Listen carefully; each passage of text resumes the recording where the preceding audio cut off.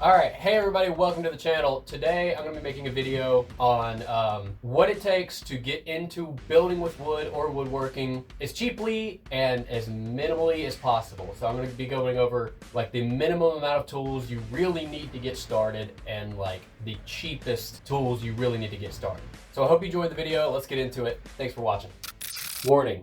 Certain parts of this video might be a little bit intense for some people to handle, considering the subject matter that I'm about to be talking about, which is I will be speaking positively about Ryobi's power tools. If that's something that you can't handle, stop now, click off the video, and go watch something else. Okay, all jokes aside, this video is going to be about getting into woodworking as cheaply and simply as possible for people who might not even know if they want to get into the hobby yet or not.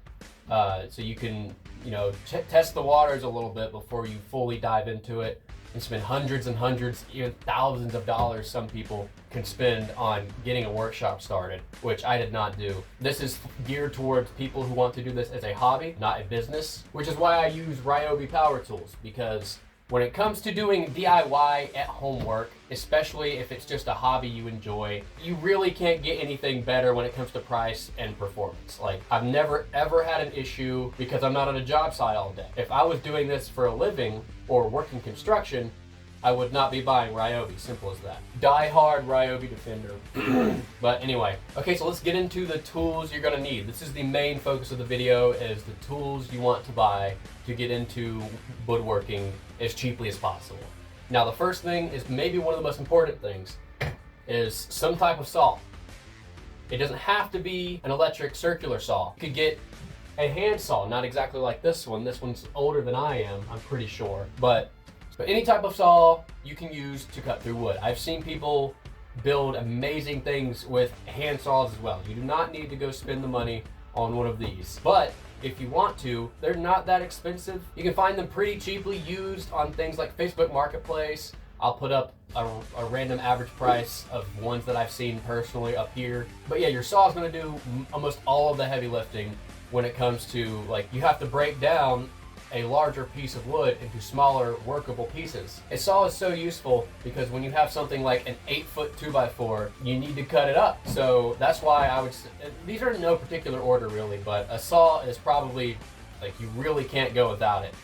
But you also really can't go without something like a drill. A drill is useful because, first of all, you can get really cheap drills basically anywhere. When it comes to attaching two things together, a drill and a couple screws is the most popular way to do that. Now there's also things like wood glue that can help, but even with wood glue, you usually don't want to do it completely alone, just glue. They'll also use dowels or brad nails and other stuff like that. I don't really use glue all that much because the stuff that I make isn't like very pretty, and almost everything I've ever made has either been like my workbench right here or another table to hold a TV, or I built a hanging shelf for my brother, stuff like that. I was able to get by just using things like screws or nails for that. Drills are also really useful for doing things like drilling pilot holes for your screws. If you don't know what that is, I will show you that here in just a minute. But to the next thing, you want a good old tape measure. I moved the camera a little bit. Yeah, you really can't survive without a tape measure. You need to be able to measure out the pieces and mark them. And that's about it when it comes to tape measure. Now, to go along with that tape measure, something that I would say is really important and really, really useful to have is a speed square. I've heard them be called other things like is it carpenter square? I'm not sure, I'm kind of stupid, but these are really useful. They might look weird to somebody who's never seen one before, but I promise you they're extremely useful. And once again, here in a moment, I'll show you exactly why. Honorable mention, clamps. You don't absolutely need clamps, but they're really, really useful. When you're trying to attach two pieces of wood together, they love to move and slide around, and having some sort of clamp, or ideally a couple or a lot, is really, really useful for holding it still so it does not move from exactly where you want it to be while you're screwing them together or whatever you're doing to attach the two pieces of wood together. But like I said, they're not completely necessary. I built this workbench with only the 4 tools you see here. Just a saw, speed square, tape measure, and a drill. Which also I used like a pencil, but are we really gonna count pencil? Do you not have a pencil laying around?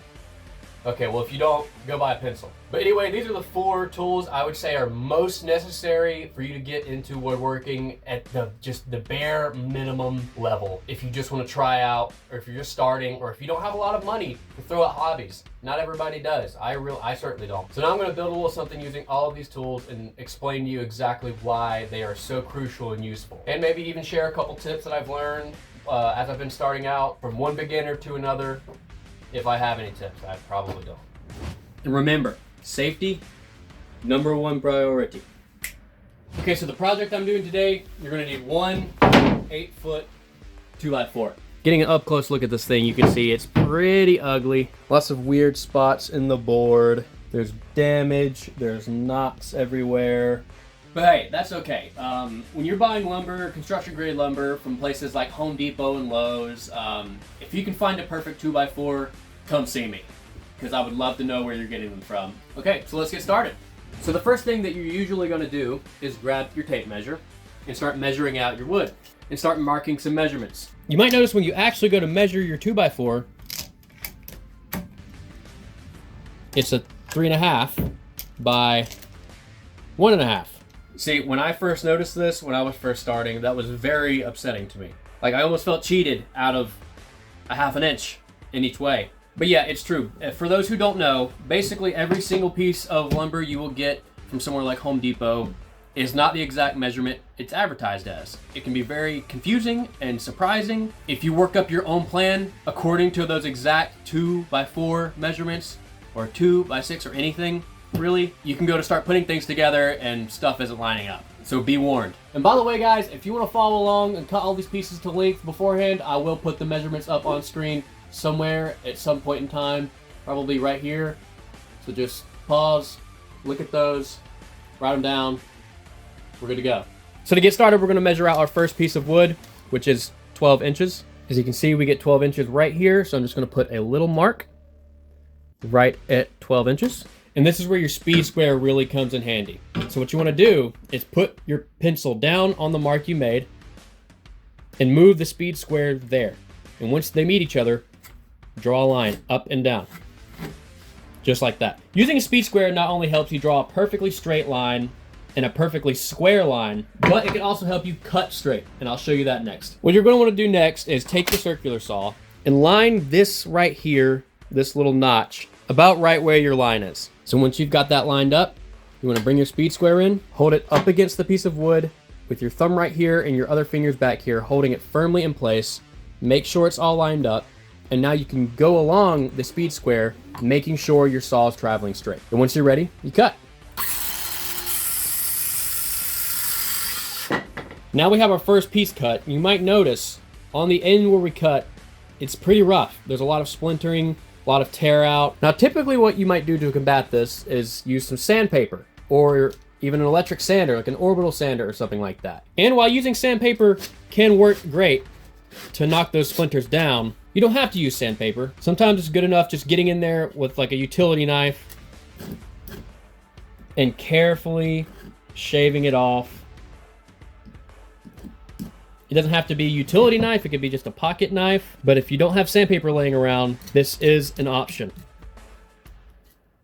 And like I said, this is supposed to be the bare minimum, super simple video with the most simple tools in the world. And if you ask me, sandpaper doesn't really fall into that category. I mean, yeah, it's cheap and all, but if you're just starting out and that's just another couple items you have to buy, you always have a knife laying around the house, and you can use the knife instead. Won't be the prettiest thing in the world, but it gets the job done. Now at this point, you just want to look at all the measurements that I put on the screen earlier.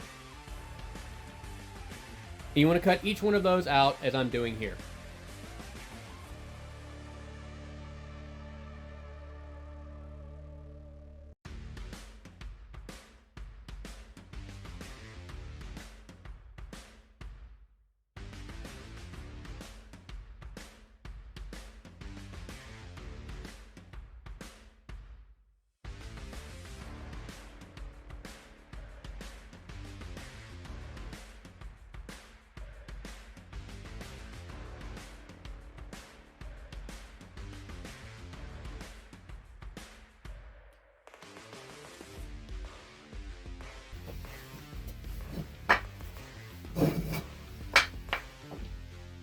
As you can see on the ground here, we're making a lot of sawdust, which isn't really the best stuff to breathe. It's typically recommended that you wear some sort of respirator or mask while doing stuff like this. I don't, that's just me. Maybe one day I'll regret it. But yeah, safety first, or second. So now we have all of our pieces cut out and ready to go. Now another good tip to avoid any confusion while you're working is to label your wood as you work. So as you're cutting these out, I like to lightly write the length on each piece. That way it's a lot easier to remember exactly which piece you're working with. And since you did it really lightly with a pencil, it will come off pretty easily.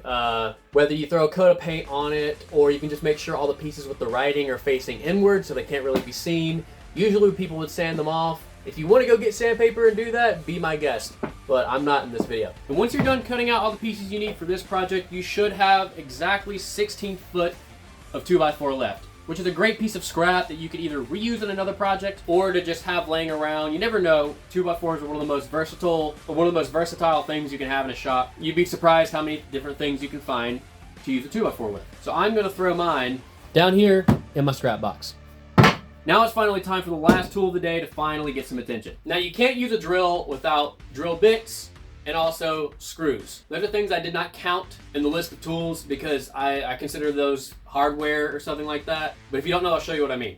Now, since the only screws I have laying around are these deck screws, I'm gonna be using a T25 bit to drive them in, and I'm gonna have them in this little extender thing just to make sure you can see what's going on, so the drill's not in the way, my hand's not in the way. As well as this 3.5 millimeter drill bit that I'll be using to drill pilot holes, which I talked about those earlier, and I'm about to show you what those are right now. Now, when you're getting ready to drill, you have your drill bit in, you wanna make sure you have your drill set to the drill mode, because that's gonna give you the most smooth and raw power you can possibly get down to the drill bit to drill your hole. So now you're gonna wanna grab 2 of your 10.5 inch pieces and 1 of your 12. You're gonna take your 10.5 and lay them up on their sides like this. And remember to be conscious of where you wrote down those numbers, because you want those to face inside. If you're not painting this, or if you don't want to go get the sandpaper and sand it off, make sure those are facing the inside of the project. Or if it was a piece of wood like this that's going to be on top, you face it down. So after you have your 2 pieces of wood sitting up on their side like that, you want to get it to where you can line them up and have the 12-inch one sit on top just like that. Now you want to make sure that these 2 pieces are the same length apart down here and down here. So I would take another one and set it up on it and make sure that it's equally spaced on both sides, about as well as you can get it. You know, it's not going to be perfect. It doesn't have to be perfect, especially with something like this. Just a simple, easy project, just for some fun. You'll be okay if it's not perfectly straight. But now that we've got it straight, it's time to drill some pilot holes. Now, when you have it set up like this, you want to be really careful not to knock it down or make it move too much while you're drilling. So I am just going to use 1 screw on each side just to keep it simple. I'm going to put the drill bit in the middle of this board, but also make sure it's lining up with the middle of the piece of wood down at the bottom. So about right there. And then I'm just going to drill all the way down. And now same with the other side. The main pressure I was applying was on this board right here, so nothing would move. Now we're about to actually drive some screws into the thing. I've got my bit in, but now you want to take it off of the second tier, the power setting, and you want to bring it down off drill to something down here, which I can't tell you what it should be. I can tell you what I'm about to do. You have to sort of experiment and figure out where it needs to be for it to perfectly drive your screw in. So I'm going to start on 12 and see what happens. Seems I could go a little bit further in, so I'm going to move up to 14. I ended up going all the way to 17 for me. So you could really get in there just enough to get that screw flat and flush. Now for the second screw. And there we go. We're actually starting to see some of the frame come together. But next up, you're going to want to find your 9-inch piece. The 9-inch piece is going to go back here in between these two, with sticking out about halfway, because we're going to have another piece of wood sitting here, the 7-inch, and you're going to want to be able to attach both of these pieces of wood through here into this one to really hold the back end together. So I'm going to set mine up on its side like this, which there's only 1 screw in there, so it's going to rotate. You just have to fix that as you go. And I'm gonna line this up in here, in between these two back pieces that aren't connected yet. I'm gonna line it up with about half of it sticking out on each side. And once again, we'll try and hold it as still as possible. I'm gonna drill a hole starting from this top piece and going through. And then, again, we're gonna screw. And then you're gonna flip it over and do the exact same thing for the other side. About right there. Now you can take one of your 7-inch pieces of wood. It has a sticker like this. Sometimes you can peel them off, and sometimes they don't come off like that very well. But if you work at it enough, or you have something like a chisel laying around, a chisel can help a lot getting a sticker like this off. Just sort of scrape it off. And it's gone. So take your 7-inch piece of wood and stick it right there. You want to do the same thing here that you did here. And once you've done that, you can do the same thing on the other side with your other 7-inch piece of wood. Now all you have to do left is take your 2 remaining 12-inch pieces of wood and stack them on top, just like that. And once again, screw those in.